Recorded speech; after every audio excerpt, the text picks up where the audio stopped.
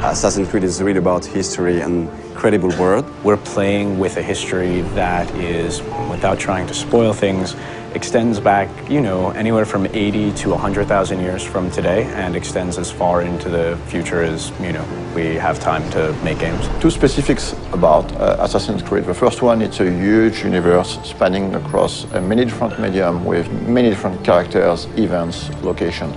The second one is the community. The community on Assassin's Creed is extremely knowledgeable about this universe and also has very high expectation about what's coming next in terms of story. So putting all these things together, we realized it was time to fit everything into one reliable source of information. Actually, it really has been a back and forth process between the Encyclopedia writers and the games writers to make sure that all the content of the book, of the Encyclopedia, is really accurate. Well, we start by going through all the data, and then we would decide on what articles we wanted to do. And once we had that settled, we would write down a brief description of the article, send it out to the external writers, who would then return full content to us. The best part about this project was adding new content.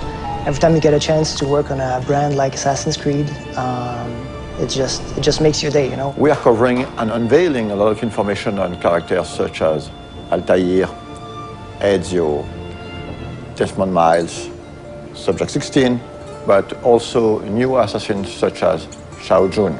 One of the very first challenges was dealing with so much data. Assassin's Creed has been around for a while and has a wealth of information from both the story standpoint within the game universe and just history in general. So going through all of that and figuring out what might be most interesting to put in the encyclopedia was very much the first challenge that I encountered. The franchise isn't defined necessarily by a single character, it's defined more by these institutions. So we have the option of moving in and out of different historical periods, different geographical locations, different individual important events throughout human history. And so we have a wide variety of options, a lot of different material that we can mine for ideas and stories. Imagine this project as a huge puzzle with thousands of different pieces involving a lot of different people. We have tools to track all the narrative threads that we're creating. So we have database, we have Bibles, we have some visual guidelines. So my main role is to make sure everything fits together. So what we did was we tried to match specific kinds of content to writers whom we knew or figured would be interested in writing that kind of stuff. Some of the biggest experts on Assassin's Creed are actually within the community. So when the time came to start writing the encyclopedia, we realized it would be very good to try to seek one writers coming from the community. So I heard about the job writing for the Encyclopedia on the UB Workshop website,